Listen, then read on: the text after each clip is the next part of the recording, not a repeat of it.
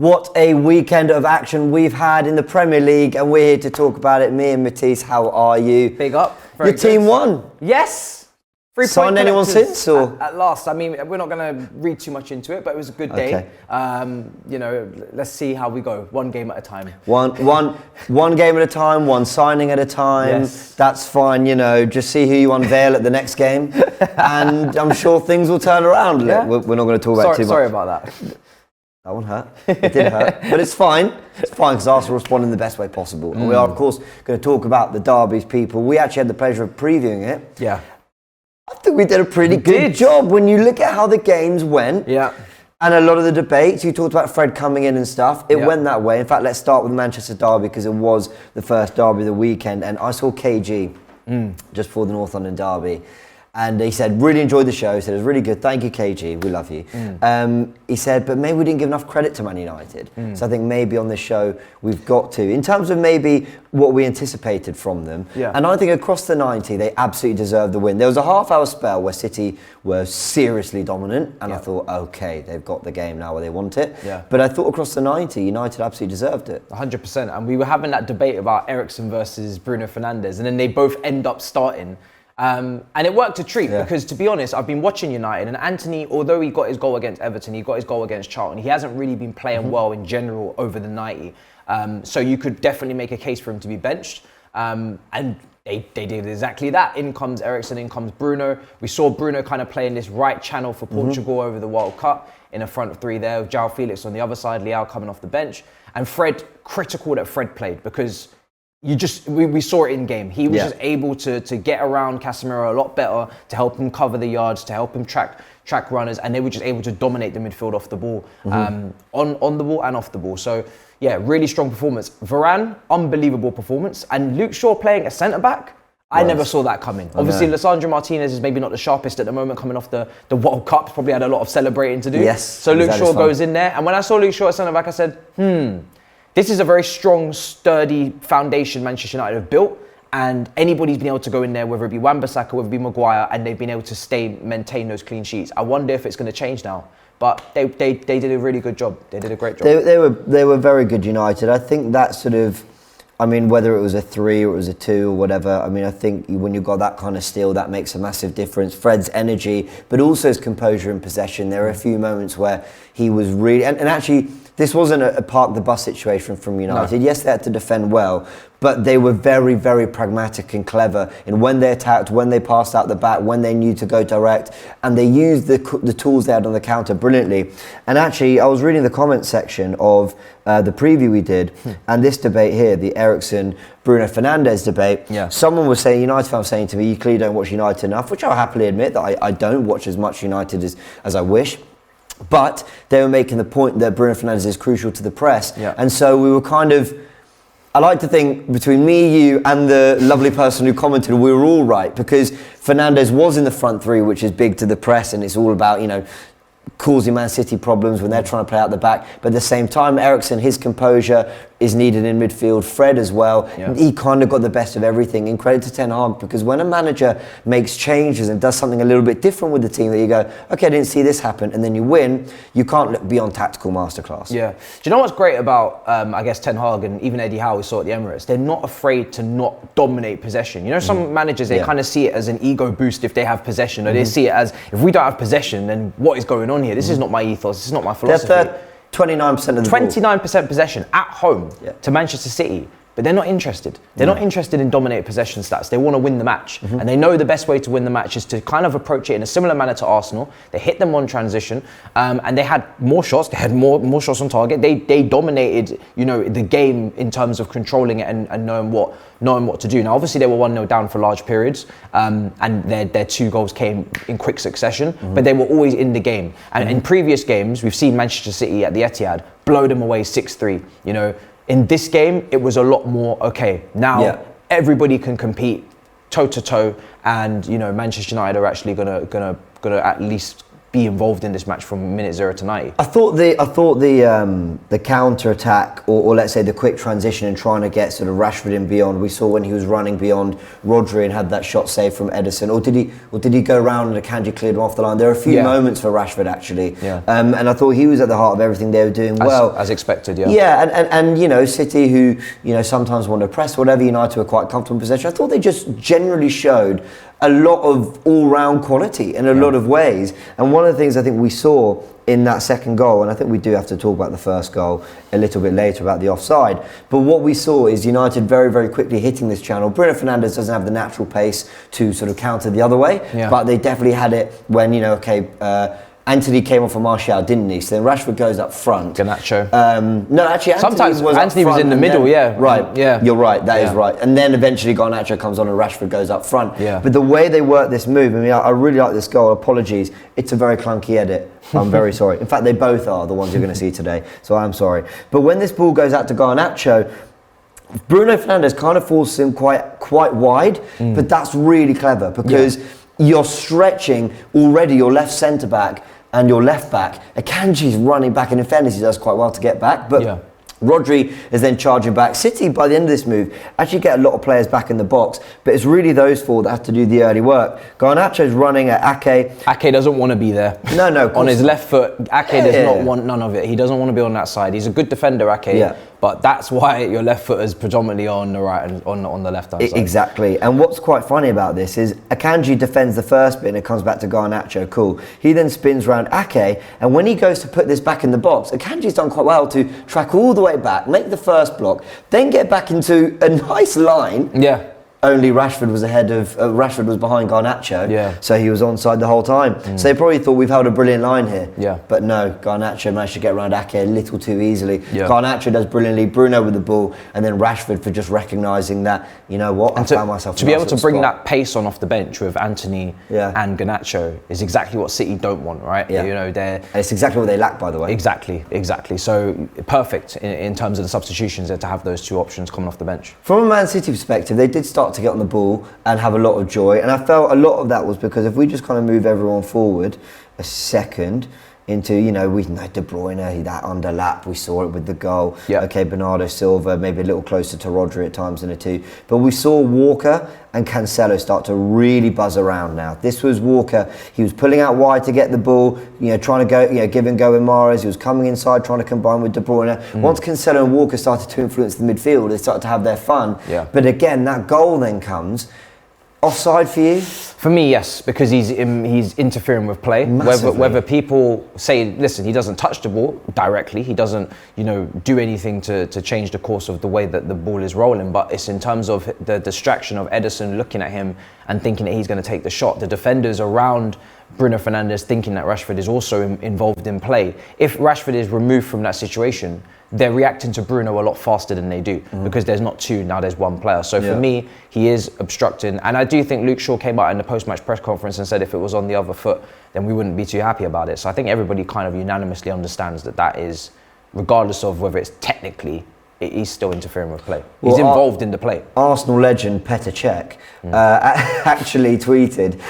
Cheeky, very cheeky. Actually tweeted that he said people who don't understand football are the ones who would give that decision, and it's a cheeky thing to say. Sorry, not understand. I think I've never played. He meant that. But I'd retract the way I said that. I don't mean it that way. It's cheeky for people to say that that's a fine goal to score. I think it's cheeky because I think everybody can kind of see. Listen, that's dodgy, like very, very dodgy, and you know, being involved and being, you know, involved in the play is more than just actually touching the ball. You know, bodies are taking up space here. People need to be marked. People need to be tracked. That is you being involved in the play. Exactly. So that's why when players are offside and the ball is coming towards them, say from an offside, they just don't move. They just stand there or they walk completely away because they don't want to be a distraction. Being a distract, you know, otherwise players would constantly, if we used to put a shoe on the other foot, if a ball's coming into the box,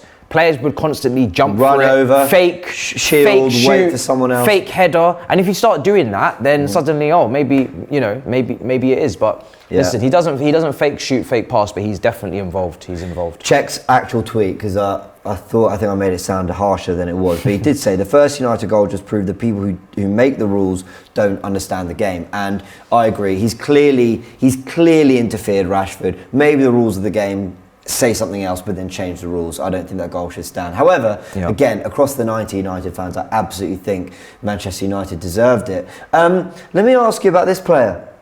Got a little bit of grief on social media. I wouldn't say grief. You were all nice to me, but there's a little bit of backlash when I said that Haaland, when City are playing and they're firing, he makes their ceiling is even higher.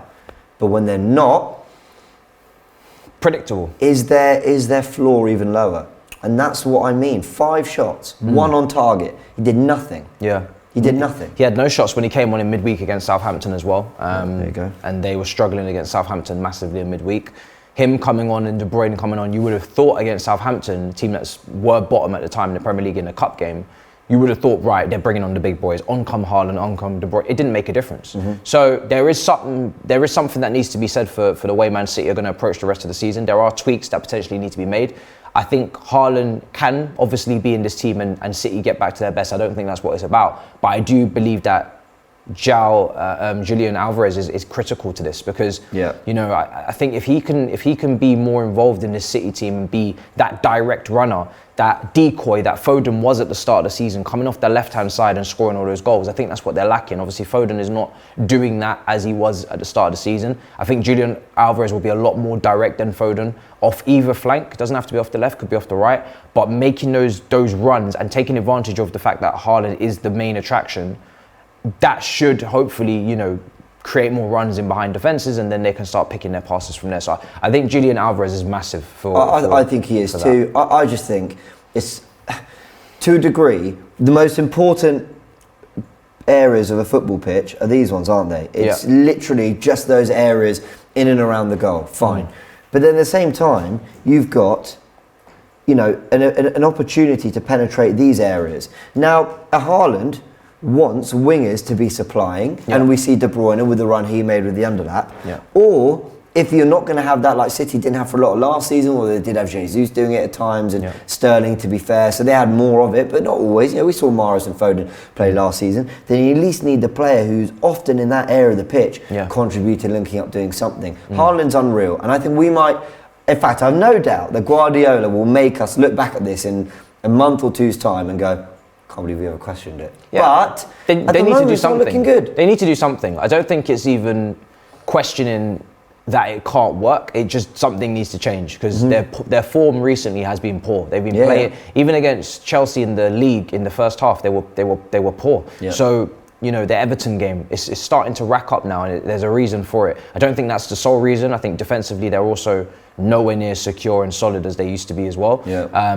So maybe that's, defensively, individually, they're not on the same level as they were. So there's no Stones, there's no Diaz. You could say these were the top centre-backs when they won the league, potentially. So there's a lot to figure out there, but I think they still will fix it. But they're running out of time. They absolutely are. Let me get a word on you on Erik ten Hag. I've just done a little season's projection. They're 1 game away from the halfway stage. Of course, that will be Palace.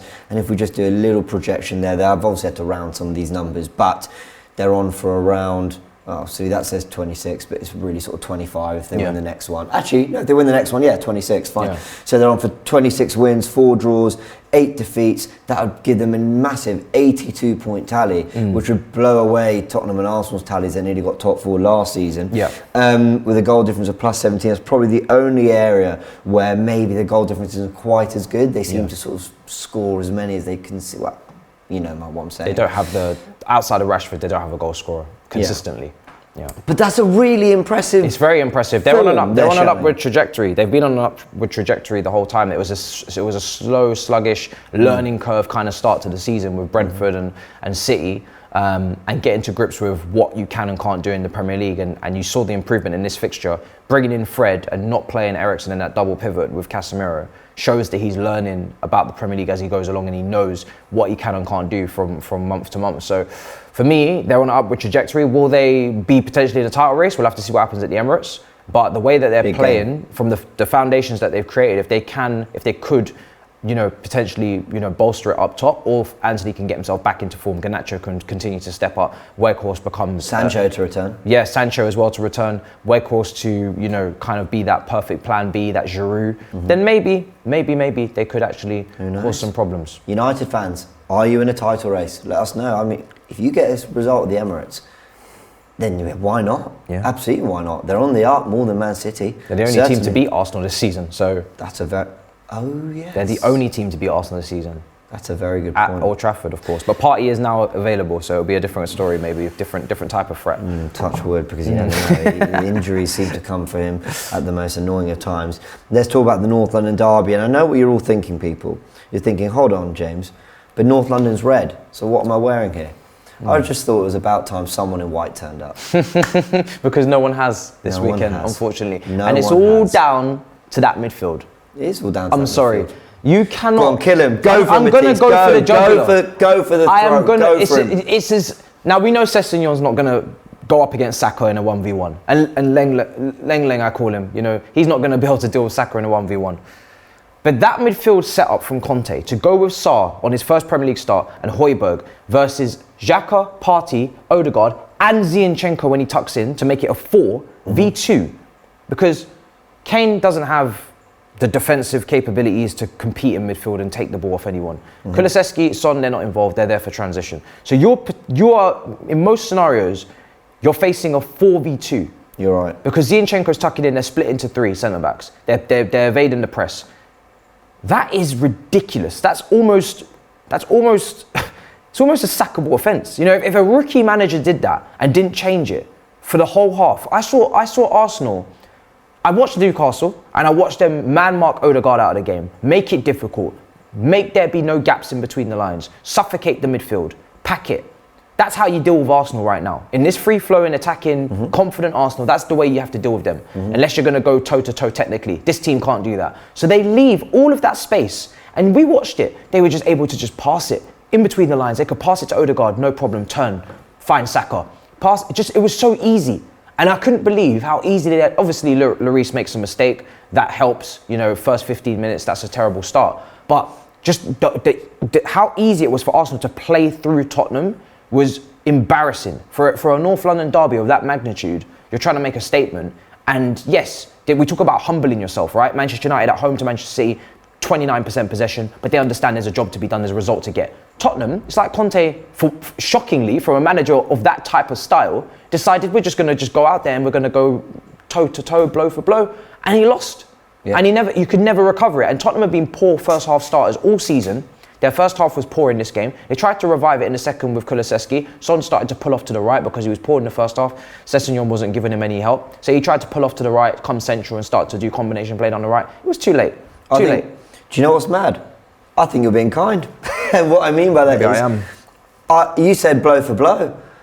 I think they did the footballing equivalent of being in a ring. Someone throws a punch at you and you kind of go like this. By the way, that's what I'd be like in a boxing ring. That's why you'll never see me in one of these YouTube boxing fights. Imagine that. But, they did the equivalent of just, I'm not sure. The amount they stepped off Thomas Partey, let me show it here.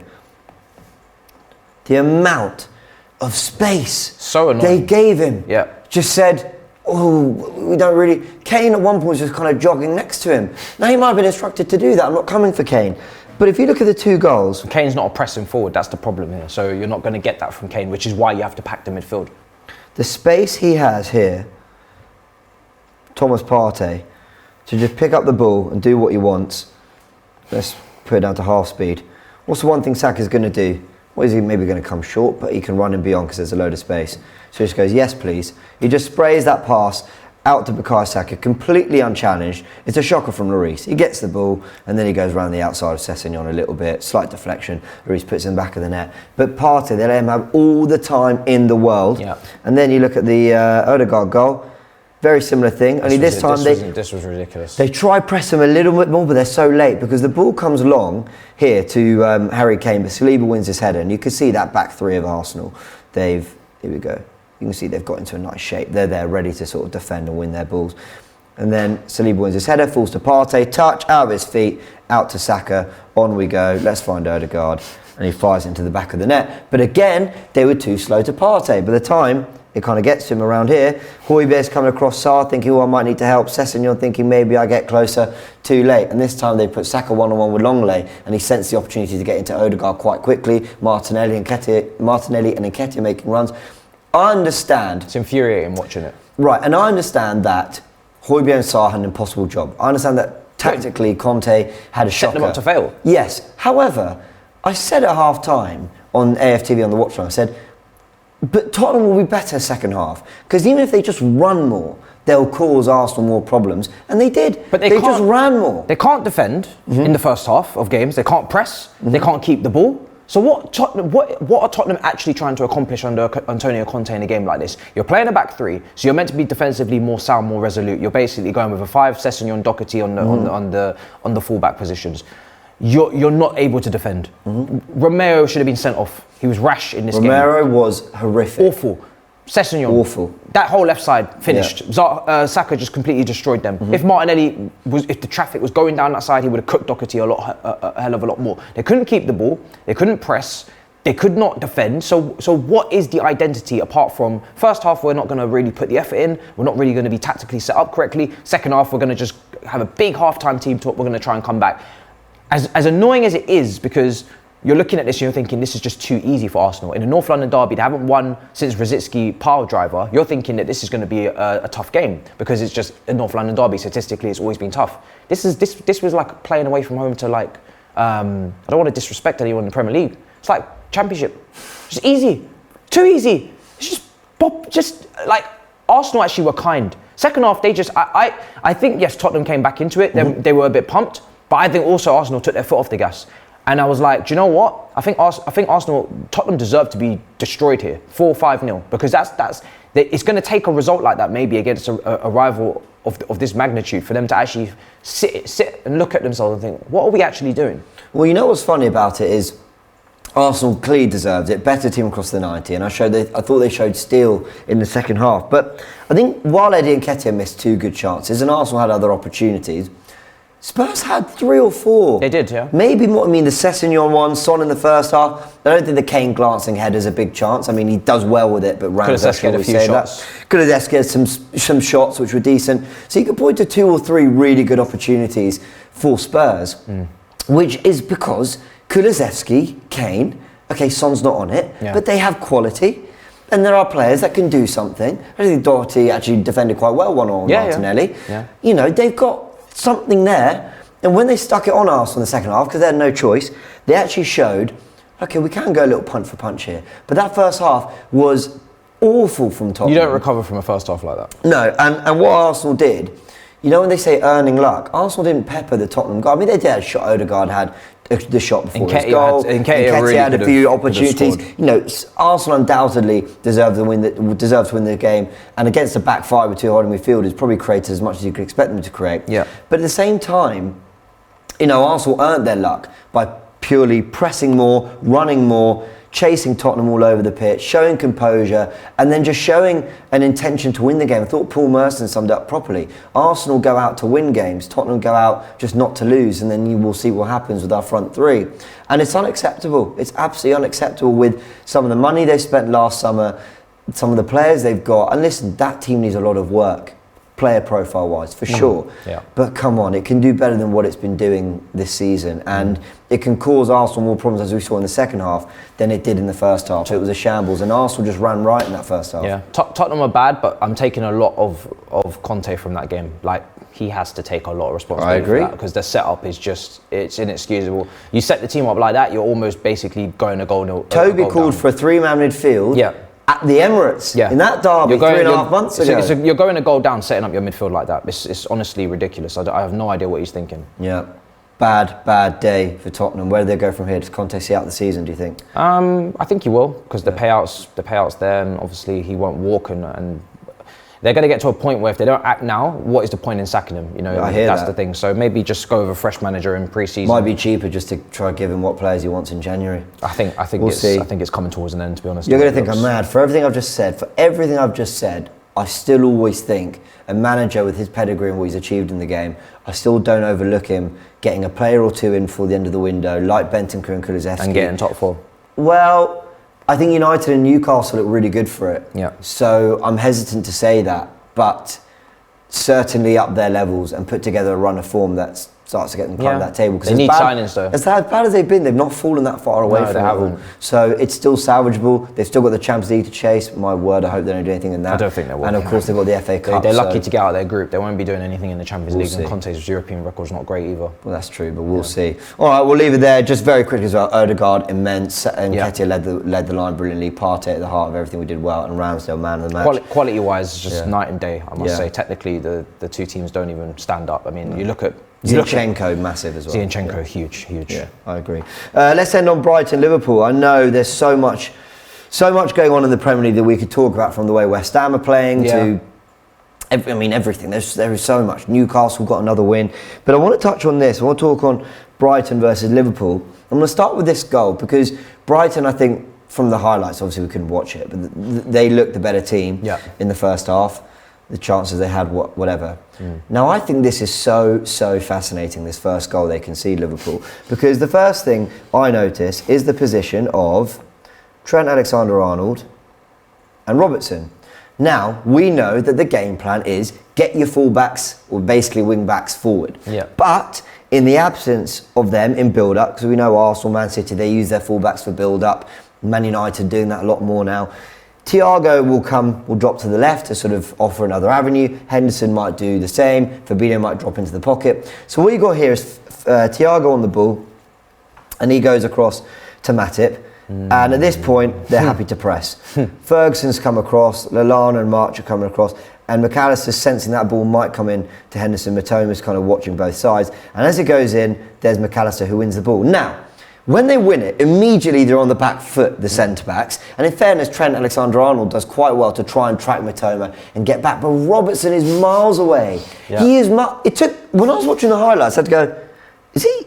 He's not on the screen yet, is he? Yeah. And it wasn't until the angle slightly changed and then saw him. Funnily enough, it's Trent who, since the World Cup, has had more defensive awareness than the left side, whether it be Tsimikas or Robertson. You're right, look at the Mbemo goal, actually, it came down that side, right? Yeah. So, okay, but then if you're going to do this, and I actually think Henderson normally does this quite well, but of course it's him who's dispossessed, the central midfielders, when you've got the two, then the three, especially the two wide either side of Fabinho, need to be able to cover because it's the wing-backs that get forward. But they don't have the legs anymore to do that. That's the problem with Liverpool. They're still playing the same way without the same profile, because yes, it's the same individuals, but they don't have the same attributes that they had a couple of years ago.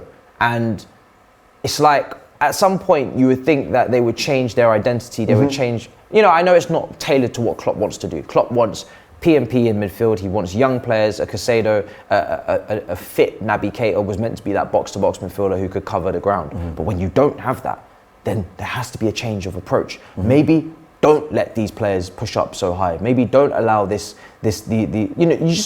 just have to do something. Because this is happening every single week. I'm watching them get carved open. They were carved open by Brentford. They were carved open against Wolves. They were carved open against Leicester even as well. It's just too easy. At the Emirates, the goals we scored, I couldn't believe how easy they were. It's too easy. And see, you're right about lack of legs, right? And maybe they are tiring. Maybe we know it's an aging group. But it's the way, when McAllister wins it and they play these 1-2s, March it's a terrible edit, apologies. Well, that bit was all right. But it's about that Thiago doesn't follow March. Yeah. That should be the one thing. We've lost it. So just a quick scan, what's around? Yeah, Thiago is your Eriksen in this case, because both of them liabilities off the ball defensively. They're not going to track runners. They don't have the mobility to do that. They don't have the defensive awareness. Are you mentioning the Manchester Derby? Manchester Derby didn't track Foden. This is worse. Didn't track Foden. And again, you're talking about a player in that position not tracking a runner. Now, if you're going to have a player like that in there, you're going to suffer the consequences off the ball. And that's why we spoke about Fred. And this is why Liverpool need to start speaking about other options. The unfortunate thing for them is they don't have any other options of the quality in terms of on the ball playing out from the back. So it's a situation where you're kind of giving and taking, but you're losing a lot right now, Liverpool, in all regards. And the centre-backs have been horrendous as well. Matip has fallen off a cliff since the World Cup. I don't know what he's been doing positionally. You're just not seeing the level of Joel Matip that you would have seen prior to all of this. I just think, I mean, if we just have a little look at the side, all right, Oxlade-Chamberlain, when was the last time he had potential as a left winger? He actually, resurgence in midfield, he's had injuries, he's been unfortunate, he was a supremely talented player. He needs to be leaving. But, you know, Gakpo, okay, he can play up front, but he's more of a wide player. Yeah. You've got Fabinho, who's been in terrible form. You've got Henderson, who I don't think's been at his best for Liverpool whatsoever. You've got Trent, who's had immense criticism this season for what he does defensively. I think Robertson has had his injury problems. I mean, across the team, you just think it just feels stale. Just very stale. Bring in two. Okay, you forget they brought in Gakpo this window. Gakpo has been a non-entity since he come in. But not a priority, but obviously they have injuries to Diaz, to Jota, but still. Klopp's now saying, oh, look, Diaz and Jota make a big difference. Okay, they do. And when you've got a threat going forward, that helps you at the back. Yeah. But he's saying that he doesn't think they're going to bring any players in, anymore, after Gakpo. They won't be getting top 4 then. No, I don't think they're going to get it. It's absolutely imperative that they bring in a midfielder. I can see Tottenham getting their act together somehow and ending those last 2-3 months like they did last season and giving it a push. I can see United and Newcastle staying consistent. I can even see Chelsea spending their way into a top 4 see Fulham and Brentford and Brighton. I should be giving Fulham and Brighton a lot more credit because, actually, just very quickly to round it all off, De Zerbi, what a job he's doing. Exactly. What a job he's doing. And Brighton deserve and need credit because they're so direct. They're able to take a Trossard out of this team. Last year it was a Cucurella and a Basuma, and they're able to kick on again. And it doesn't matter who comes in and out of this Brighton team, they continue to keep playing the same way, and even better. A lot of Brighton fans are saying they're playing under De Zerbi. They're so direct, they're so well drilled going forward. Obviously, Levi Cole, I've got stocks invested in him from Chelsea on loan. He's been really, really good since he's come in for an injured Webster. Pascal Gross, I've seen him play right back. I've seen him play centre midfield. I've seen him play as a second striker. Does anybody know what his position is? Just does everything. He just does everything. We need to have a whole show on Pascal Gross. He plays everywhere. Every time I see him in this Brighton team, he's playing somewhere else. I've seen him play second striker. I've seen him play up front as a false 9. I've seen him play centre midfield. I've seen him play right back now. I've never seen a player take up this many positions. It's insane. So he's very underspoken about because when you got a player like him who can do a job in any position, you just put yourself in a whole different ballpark as a team. Agreed. Well done, Brighton. Well done, De Zerbi. The way they've responded from losing Graham Potter and how they're just able to just keep going, it's fantastic. They might lose Caicedo. I think they'll be fine. Probably. Yeah. They'll find a way. They'll find somebody from South America for 3 million and he'll be just better than Caicedo probably. Fantastic. It's a fantastic club, Brighton are, absolutely. Liverpool have their problems. Liverpool fans, let us know in the comment section what has happened to your team. How do you go from a quadruple chase to barely looking like a top 4 team? Matisse, you've been amazing as always. Look forward to seeing you on the Big Six, of course, and your channel. Obviously, everyone knows where you are, but go on, tell them anyway. MAH, of course, people on YouTube. Lots of content flying out. I'll be on DR Sports a lot as well this week. There's Liverpool, Chelsea, small matters to deal with between the 2 mid-table clubs. If we find time, maybe we'll find time for a little preview. A little cheeky, little tactical mid-table. I don't know what there is to analyse with these 2 teams, but yes. I like the way you said mid-table. Positively. That was quite good. All right, we'll round it off there. Big thanks, everyone. It's been a pleasure as always. Catch you on the next one.